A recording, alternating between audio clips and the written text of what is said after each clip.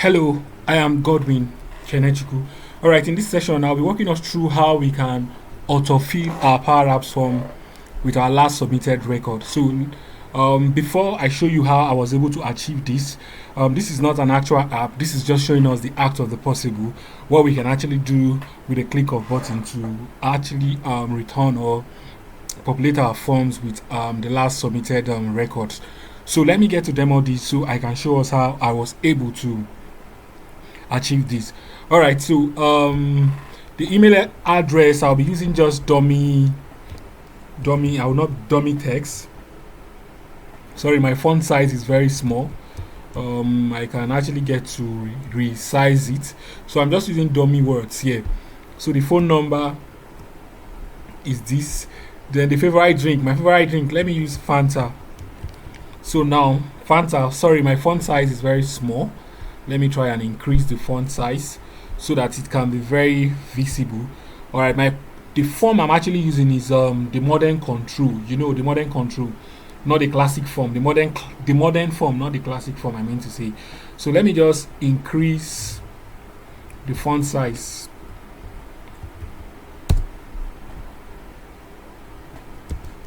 All right, so I'm trying to increase the font size. Then also I'll do the same thing for the phone number. So increase it so it can be very bold. So I'm giving it a font size of 26. Then this also, remember, this is a modern form.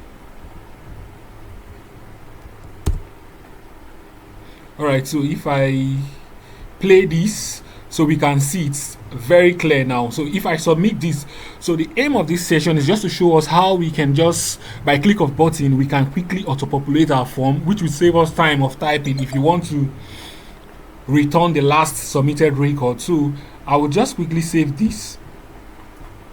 So once I click on save, it gets saved. You can see record saved successfully. Then if I click on autofill, this button, autofill, you can see the last submitted record has been returned. So if I want to resubmit, so it will save me time of, okay, let's say you don't want to type from scratch, you can just edit or modify this and you save again, which makes form submission very fast. All right, since I've demoed it, I'll be showing us how I was able to implement this. All right, without wasting much time, let's quickly get started. And here is the magic.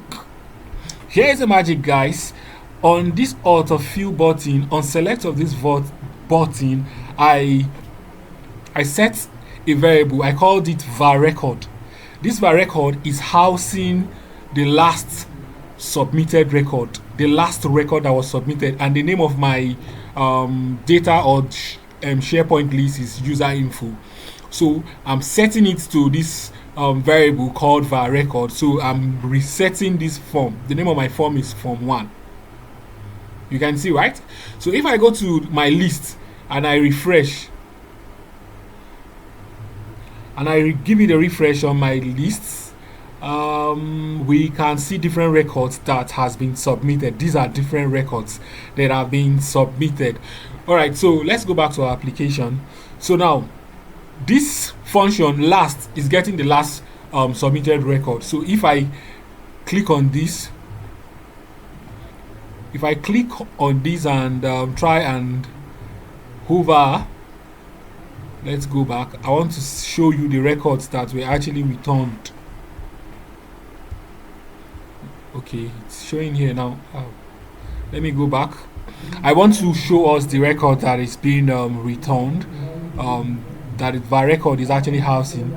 So you can see var record, the profile name is a people column, and you know people or person column contains records or table. So this is it. Then the email address that was submitted, the phone number, my favorite drink was actually Fanta. So you can see that our last submit is returning the last record. All right, so now for each of the tests, the data card, I would have to go to this is a person column, so I'll have to go to the default selected, default selected item. Since it's a person column, I'll have to check. First of all, I want to check if my var record is not blank.